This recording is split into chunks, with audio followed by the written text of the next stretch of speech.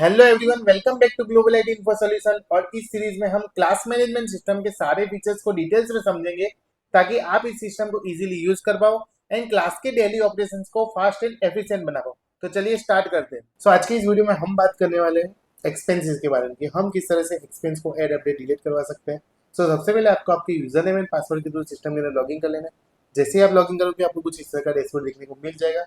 साथ में एप्लीकेशन के अंदर आपको कुछ हिस्सा का लेआउट देखने को मिल जाएगा। अब बात करते हैं कि एक्सपेंस हम किस तरह से ऐड अपडेट डिलीट करवा सकते हैं। यहाँ पे पेमेंट के रिलेटेड ऑप्शन के अंदर अपने देखेंगे तो यहाँ पे एक्सपेंसेस का ऑप्शन दिया गया है।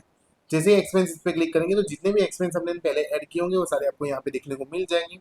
अब मेरे को कोई नया एक्सपेंस ऐड करना है, तो यहाँ पे देखिए ऐड न्यू एक्सपेंस का ऑप्शन दिया है। पहले तो यहाँ पे लिस्ट दिख रहा है कि कौन सी डेट को एक्सपेंस किया गया था। एक्सपेंस टाइप क्या है, पेमेंट तो किसको किया हुआ है, अमाउंट कितनी है, वो पेमेंट मेथड क्या है, ऑनलाइन किया है, कैश किया है, जो भी है, और बैंक नेम क्या है वो। अब मैं कोई नया पेमेंट ऐड करना चाहता हूँ तो यहाँ पे ऐड न्यू पेमेंट एक्सपेंस का ऑप्शन दिया है। जैसे हम इसके ऊपर क्लिक करेंगे एक फॉर्म ओपन हो रहा है और जिसके अंदर क्या है एक्सपेंस टाइप है। सबसे पहले एक्सपेंस टाइप मतलब किसके लिए एक्सपेंस किया है। जैसे कि मैं फिलहाल कर देता हूँ स्टेशनरी एक्सपेंस।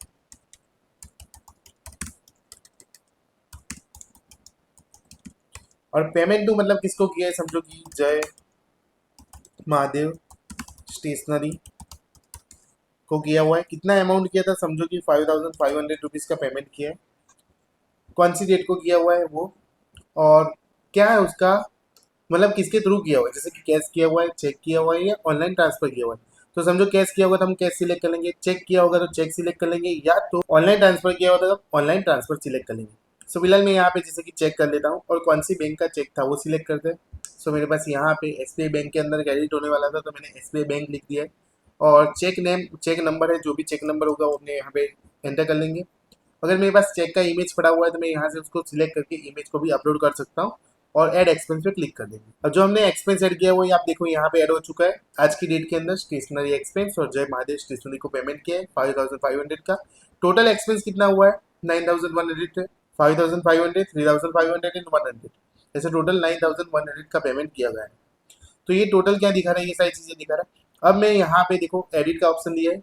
अब एडिट बटन पे जैसे क्लिक करूंगा तो ये पूछ रहा है कि जो भी अपने डिटेल्स फिल की हुई थी वो सारी दिखा रहा है कि स्टेशनरी एक्सपेंस है जय महादेव स्टेशनरी को 5500, समझो 5800 है, तो मैं 800 कर देता हूँ और यहाँ पे क्या कर देते हैं अपडेट एक्सपेंस पे क्लिक कर देता हूँ। अब देखिए यहाँ पे कितना हो गया है, 5800 हो चुका है और टोटल कितना हो गया है, 9400 हो चुका है। किसी को डिलीट करना चाहते हैं, जैसे कि ये चाय का एक्सपेंस है 100 रुपीज़, उसको क्या कर देता हूँ डिलीट कर। जैसे ही डिलीट बटन पे क्लिक करेंगे आपको पूछेगी आपको are you sure you want to delete this item. तो हमने क्या डिलीट ओके जैसे ही किया वो क्या कर दिया उसने डिलीट कर दिया है।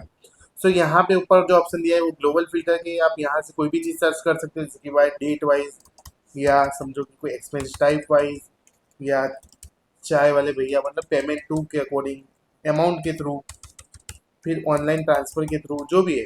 ओके, तो ये सारी चीज़ों के अपने थ्रू क्या कर सकते हैं पेमेंट मतलब फिल्टर कर सकते हैं एक्सपेंस का।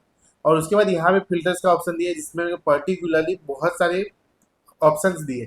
जैसे कि आप देखोगे सर्च बाय एक्सपेंस है, मतलब आप यहाँ पे सर्च करना चाहते हो जैसे कि चाय का, और जैसे कि हम सर्च करेंगे एक्सपेंस टाइप में क्या है टी एक्सपेंस है, तो हम टी करते हैं और सर्च करता हूँ तो देखो टी एक्सपेंस आ रहा है। अब मैं यहाँ पे अमाउंट वाइज फिल्टर कर सकता हूँ, जैसे कि 3500 है और 3500 मैंने सर्च किया तो देखिए उसका अमाउंट आ गया है, मतलब जो भी एक्सपेंस किया था वो आ गया है।